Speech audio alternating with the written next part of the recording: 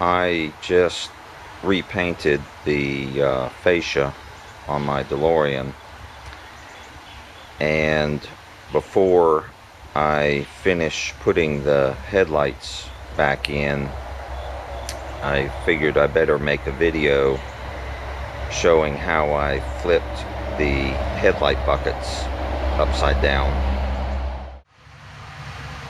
As built, there is no clearance between the top of the headlight assemblies and the fascia. Very, very tight clearance. But there are screws at the top of the headlight assemblies that hold the retaining ring in. And there's also an adjustment screw. One of the two aiming screws is up underneath that lip. And the only way to get access to them is to lift the fascia up so you can reach in there with a screwdriver, which is hard on the fascia, and it's hard on your paint job. Well, what I have done is I've flipped the headlight buckets upside down. So the screws that would ordinarily be at the top, buried underneath the fascia, are now on the underside and much more readily accessible. The fascia actually has some flex to it down here. And even more importantly, on my car, I couldn't reach up underneath here even if I wanted to. As built, there's a gigantic knockout in the fiberglass backing plate, the reinforcing plate for the fascia. Over the grill, it's like this, and then when you get to the headlights, it goes up like this to give you clearance, to reach up in there with a screwdriver. Well, what I've done on mine is I've put a gigantic piece of aluminum, big, I don't know, it's about 4 or 5 inch wide piece of aluminum, to fill in where that missing fiberglass panel, reinforcing panel is, and bonded it to the underside of the fascia. So I don't have any clearance under the fascia to reach up in there.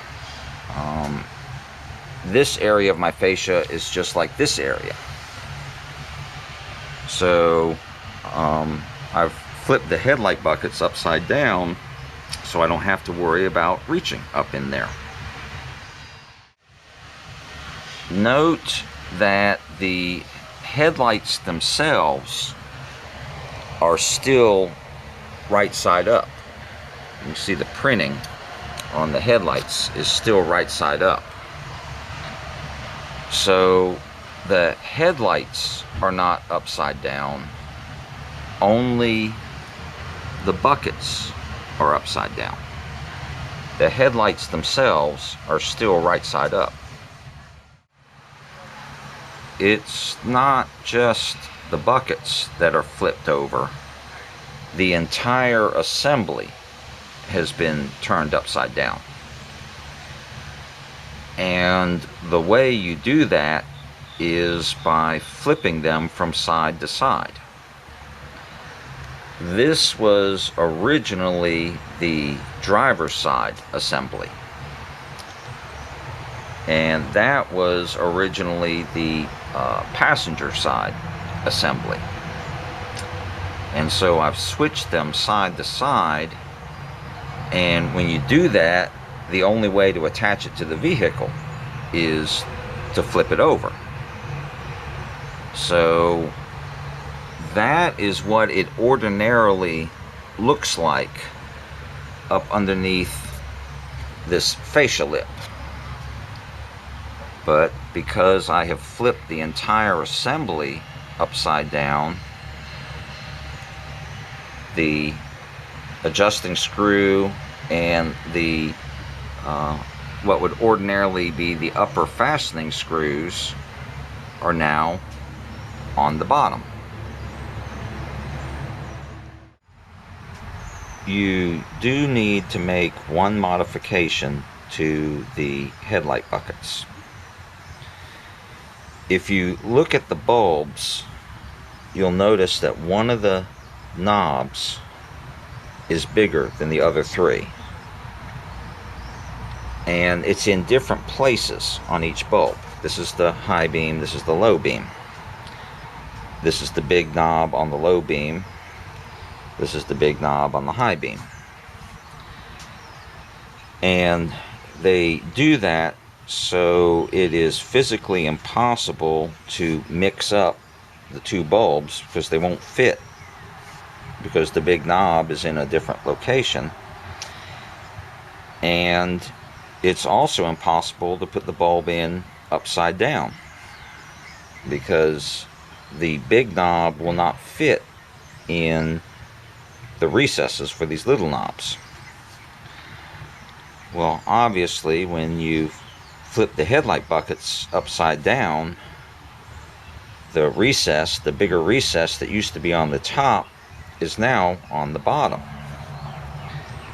So all you have to do is just use your Dremel tool and a cutoff wheel to make those two recesses just a hair bigger. And now you can put your high beam and low beam in the proper place, right side up.